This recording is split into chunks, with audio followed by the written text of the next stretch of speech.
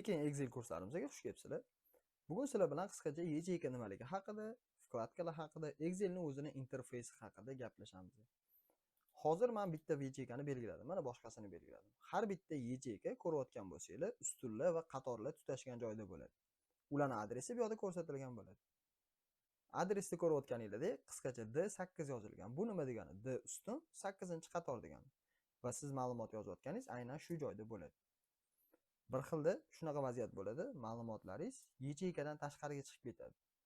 Uni to'g'irlash uchun bo'lsa, mana ikkita ustunning o'rtasiga sichqonchani olib boraman. Ko'rayotganingizda sichqoncha o'zgardi. Ukazatel. Ukazatel o'zgarganda sichqonchani chap tarafini 2 marta bosamiz. Ko'rayotganingizda yecheykamizni kattalashdi, o'zimizning ma'lumotimizni sig'adigan darajada. Bu eng oddiy narsalardan bittasi. Endi главный vkladkasi haqida qisqacha tushuntirib bersam. Bizda birinchi bo'lib turadigani bu buffer obmeni hisoblanadi. Ma'lumot yozdim. Buffer obmeni nima vazifani bajaradi? Bitta qaraysizlar, Ctrl C kopiya qilaman, ko'rayotgan bo'lsangiz vstavить ochildi. Agar kopiya qilmasam u yo'q. Ya'ni siz kopiya qilganingizda bu esida olib turadi. Xuddi shunaqa vstavить qilsanglar uni joylashtiradi. Xuddi shuni ko'chirib o'tkazish ham bor.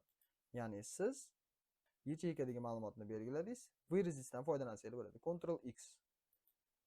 Yana vstavить qilasizlar, betdan o'chib ketib, siz ikkinchi, ya'ni qo'yayotgan joyingizga ko'chirib o'tkazib beradi. Yana bitta zo'r narsa bu format по образцу. Format по образцу sizlarga nimaga kerak bo'ladi?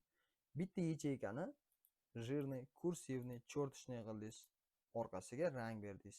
Yana tekstni ham rangini o'zgartirdingiz. Yana xuddi shunaqa tekstlaringiz bor. Bir-biridan qanaqadir miqdorda farq qiladi. Kopiya vstavить qilib bo'lmaydi.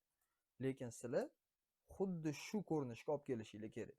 Bunaqa payt har bittasini belgilab, bittalab qilib o'tirmaysizlar-da. Format по образцуni bosib belgilaysizlar kerakli joyi.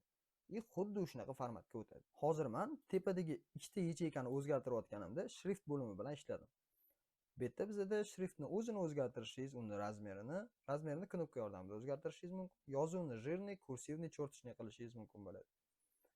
Undan tashqari bitta joyini ko'rsatib bermadim. Bu nima? Bu granitsalar, ya'ni chegaralar. Hozir ko'rayotganingizda yecheykani atrofi och qora rangda, ya'ni seri rangda turibdi. Agar men hozir bitta belgilasam, nijniy granitsada turibdi, pastiga bitta granitsa qo'yib berdim. Xuddi shuni verniy granitsasi bor. Mana tepasiga qo'yib berdim. Agar siz yecheykani полный рост to'rtburchak bilan yopmoqchi bo'lsangiz, значит все granitsani bosasiz. O'zingiz mana shundan har xil variantlarini tanlab test qilib ko'ring. Savollaringiz bo'lsa, обязательно kommentariyaga yozing. Videoga bo'lsa like bosib qo'ying, чтобы hammaga bu kerakli ma'lumotlar tarqalsin. Keyingi ko'radigan narsamiz bu выравнивание bo'ladi. Выравнивание masalan bizda qanaqadir sonlar yozilgan. 3 xil variantini bittada ko'rsatib o'taman. Hozir hamma sonlar o'ng tarafga, yecheykani o'ng tarafiga yopishib turibdi. Buni biz o'rtaga ko'chirishimiz mumkin bo'ladi. Xuddi shuni yana chap tarafga ham ko'chirib qo'yishingiz mumkin bo'ladi. O'zingizga qulay tarafga qilib joylashtirishingiz mumkin bo'ladi. Buni ham albatta o'zingiz sinab ko'ring. Tushunmagan joyingizni yozsangiz, imkon qadar tezroq javob berishga harakat qilamiz. Объединить и поместить в центр bu nima degani? Bu sizda ikkita yecheykani birlashtirish kerak bo'lib qoladigan payt bo'ladi. O'sha payt shuni bitta bosasizlar, ikkita yecheykani bitta qilib beradi. Ko'rayotganingizda mana FG stolbesidan 9-qatordan belgilanib turibdi. Bu juda ham oson va kerak bo'lib qoladi. Keyingi ko'radiganimiz bu chislo bo'limi hisoblanadi. Chislo bo'limi bizda sonlar bilan ishlash uchun. Masalan, bizda 1 bor va ko'rayotganingizda, masalan, sizlarga qanaqadir payt 1000 ni ajratishingiz kerak bo'ladi. Bunaqa payt 1 probel 3 ta 0 qila olmaysizlar, chunki buni formula tekst sifatida qabul qilishi mumkin. Uni o'rniga sizlarda zo'r variant bor. Tayyor mana shu yerda formatini o'zgartirsanglar bo'ladi. O'zi 1000 qilib, birdan keyin probel qo'yib, verguldan keyin ikkita 0 ni ham ochib beradi. Verguldan keyingi nollarni yopishingiz uchun bo'lsa, mana bu yerda ikkita tayyor knopka turibdi. Ko'rayotganingizda bittasi strelka o'zi chapga qaragan, chapga qarab ochib ketadi, bittasi o'ngga qaragan, o'ngga qarab yopib ketadi. Endi xuddi shunaqa ketma-ketlikda mana shu 3 ta yecheykani qilmoqchi bo'lsak, bitta bossak, ko'rayotganingizda 0.1000 dan birimiz yopilib qoldi. Yana boygindan foydalanamizda buni ochib qo'yishimiz mumkin bo'ladi. Agar xuddi shuni foiz ko'rinishida ko'rmoqchi bo'lsak, bizda tayyor foiz uchun ham knopkalarimiz bor. Buni har bittasini o'zingiz bemalol ko'rishingiz mumkin bo'ladi. Ko'proq agar sizga formatlar qiziq bo'ladigan bo'lsa, pastga qaragan strelkani bitta bosasiz, hamma chislovoy formatda ochiladi. Bular hammasi asosan sonli bilan ishlash uchun albatta tekshirib ko'ringlar. Undan keyingisi bu условное formatirование. Sizda qanaqadir bitta spiska bor, ularning orasidan bir xillarni ajratib olishingiz kerak. Ya'ni ikkita bir xil yoki uchta bir xil takrorlanayotganlarini. Bunaqa payt bizga условное formatirование yordam beradi. Buni ustiga bitta bosasizlar, правило, повторяющие значенияni bitta bossanglar, mana ko'rayotganinglardek, rozoviy bilan belgilaganlarning hammasi qayta takrorlanayotganlar. Unikal значениyalar bo'lsa bizda mana shular. Ya'ni bular umuman takrorlanmagan. Xuddi shunaqa bittasini o'chirib ko'rsanglar, mana Sardor boya rozoviy bo'lib turadi mana. Buni takrorlanayotganini o'chirdik, sразу Sardor oq rangga o'tdi. Xuddi shunaqa Nodirni ham o'chirib ko'rsak bo'ladi. Keyin Mahmudni ham. Va sizda tayyor takrorlanishlar yo'q bo'lgan spiska bor. Buni tekshirib ko'ringlar. Undan tashqari bu yerda yana undan ham zo'r, juda ham kuchli funksiyalari bor.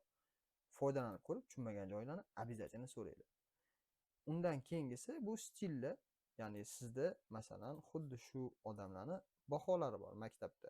Xuddi shu baholarni siz rangi bo'yicha ajratib chiqmoqchi bo'lsangiz, masalan 5 ga yaxshi, 4 ga o'rtacha, 3 ga yomon deb qoldirsangiz bo'ladi. Xuddi shu ketma-ketlikda o'zingizga qulay qilib belgilab olasiz. Buni nima zo'r tarafi bor? Siz bu yerda tayyor yacheykani o'zini zalifkasini, ichidagi sonni zalifkasini qo'yyapsizlar. Uni bir marta alohida emas, bittada qo'yilyapti. Shu tarafi kattakon plus bo'ladi. Endi xuddi shularni o'rtacha bahosini chiqarishingiz kerak. Mana bu yerda bizda avtosumma bor. Har doim Excel'da pastga qaragan burchak bor. Mana bossangiz qo'shimcha funksiya. Bossangiz qo'shimcha funksiya. Bossangiz qo'shimcha funksiya. Bu yerda ham xuddi shunaqa bitta bosamiz, qo'shimcha funksiya, sredniyni bosamiz. O'zimizga kerakli joy belgilaymiz. Enterni bossak, o'rtacha bahosini chiqarib beradi. Buni endi yaxlitlab olishimiz uchun biz vergullarni yopib qo'ysak bo'ladi. O'rtacha shu odamlarning bahosi 4 bo'lar ekan. Xuddi shunaqa o'zimizga kerakli joy belgilasak, pastda ham o'rtachasini ko'rsatib qo'ygan bo'ladi. Umumiy nechta sonini ko'rsatib qo'ygan bo'ladi va sredniysini ko'rsatib qo'ygan bo'ladi. Bugunchalik ko'radigan narsalarimiz asosiysi shular. Keyingi videolarni ko'rib, yana har xil testlar qilib ko'rib, обязательно savolinglarni shu yerda kommentariyada yoki bo'lmasam Telegram gruppamizga yozinglar.